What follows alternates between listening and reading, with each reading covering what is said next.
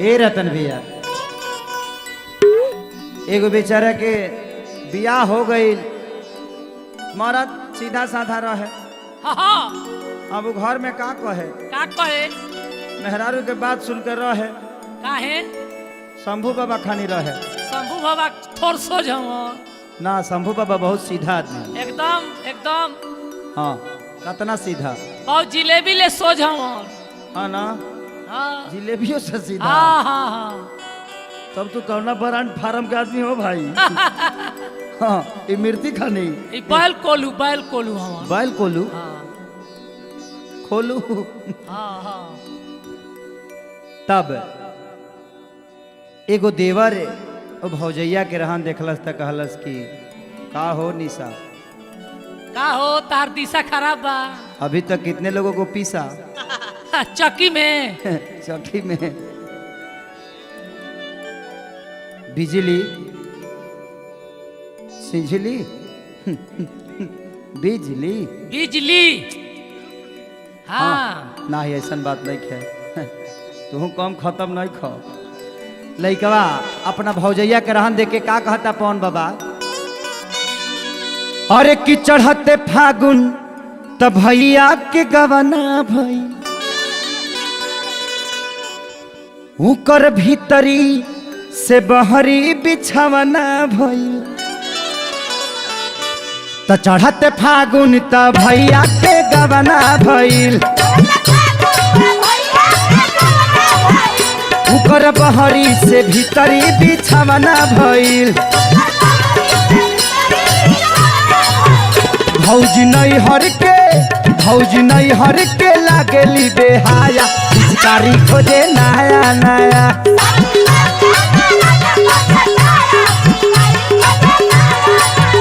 भौजी नहीं हर के लागेली बेहाया, पिचकारी खोजे नया नया।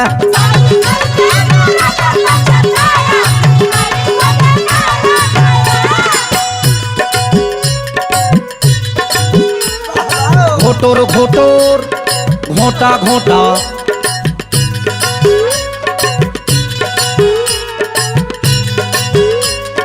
जय हो।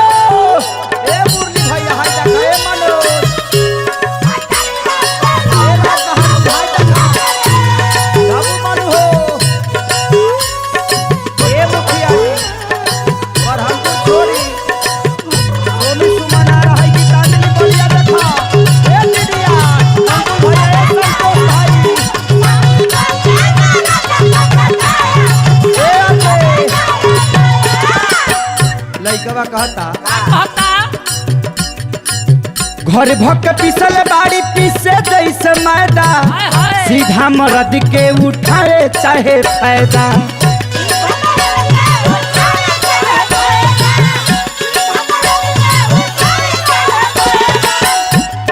भर भर के एकदम पीस के एकदम मैदा को दे दिया। बड़ा में ही पीसे ले चक्की बरियार है को। अच्छा हाँ का रउआ जी मकई पीसे हो जाइले का।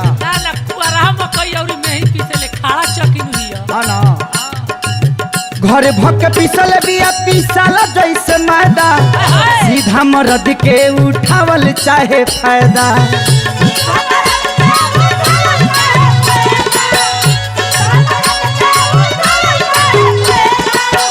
ए बुचुल भाई, बोला हो JMP 6 सिपाही रितेश कुमार जी, बाप रे बाप, यही बात के खाली वो अपन आटा हरियनिए पिसवा होता है। आटा पिसवावे लगी गेहूं पिसवावे। हाँ, गेहूं पिसाला। हाँ लइकवा कहता का कहता कि खाली साड़ी पहने पहने पहने पहने,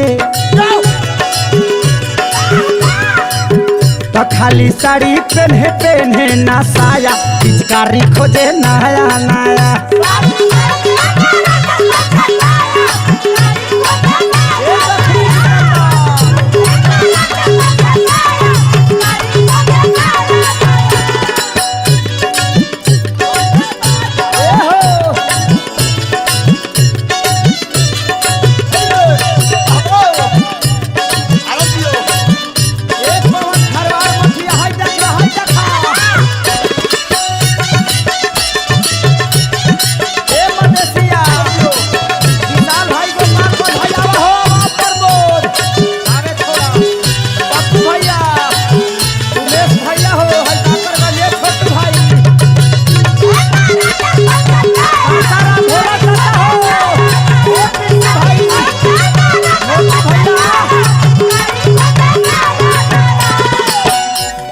कहता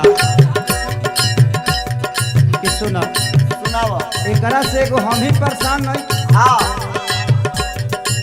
हमार छोटकी मौसियों परेशान भी तो आइल से बिया हमें तो ओकरो के भार मतलब पाइए के भेज ले भी आई। लइका कहता बुढ़ाऊ के पीछा से खोल देले धोती, गोबर माटी से पूरा देह देले पोती।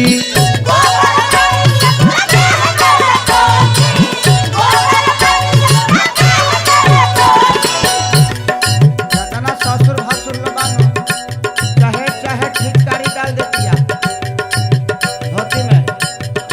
हाँ फिचकारी, हाँ फिचकारी लेके आ दिया भैया वाला। हाँ छोटका भैया होकर शंभू बाबा शंभू अन्ना लगा अपन तंबू। हाय देखा इतनी बड़ी है बम्बू, आपसे है लंबू।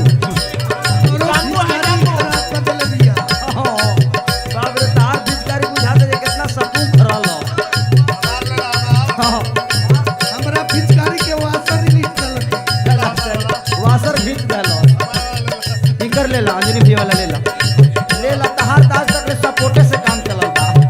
लइकवा कहता ससुर भसुर के तक खोल देले धोती, गोबर माटी से तब पोती देले पोती।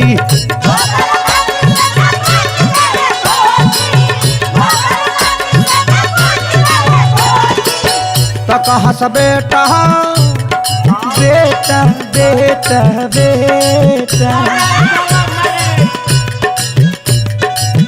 तो कहा से बेटा पतो हो कैसन लाया, पिचकारी खोजे नया नया।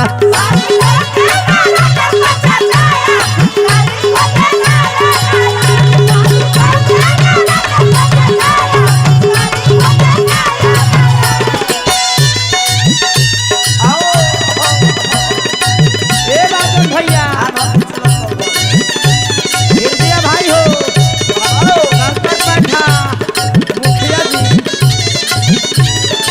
बैठा मुखिया जी मुरली भाई रहाई देखा।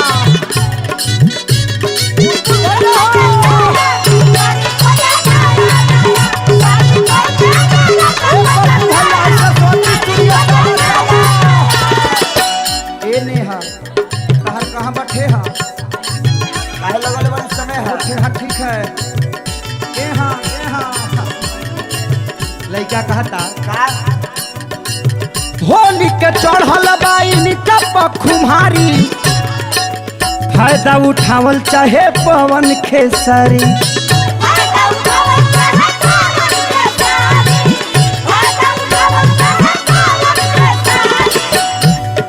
सटर रहता हम 4 दिन खरवास भूख जाए।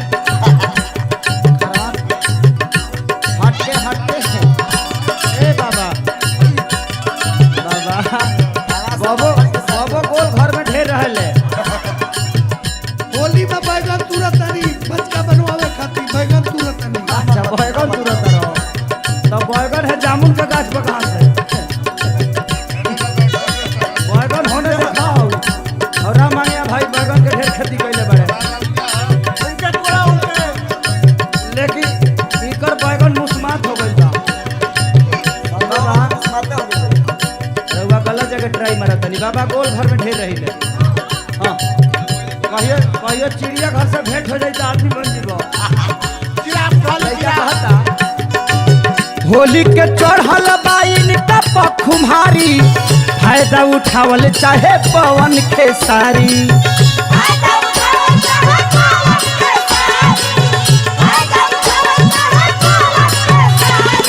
ए पाठक बाबा ए राज बहादुर देख रे बाबू तमुरली बुलबुल भी हाय हाय हाय हाय। तमुरली बुलबुल भी लाइन लगाया, पिचकारी खोजे नया नया।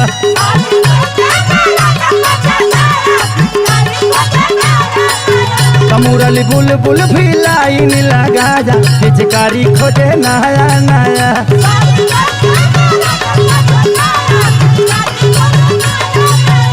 पवन बुलबुल भी लाइन लगाया, पिचकारी खोजे नया।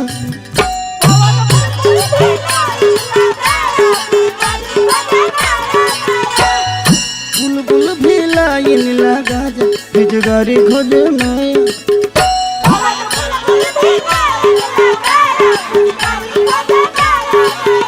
कौन बुलबुल भी लाइन लगा जा पिचकारी खुद नया बुलबुल भी लाइन लगाया पिचकारी खोदे नाया नाया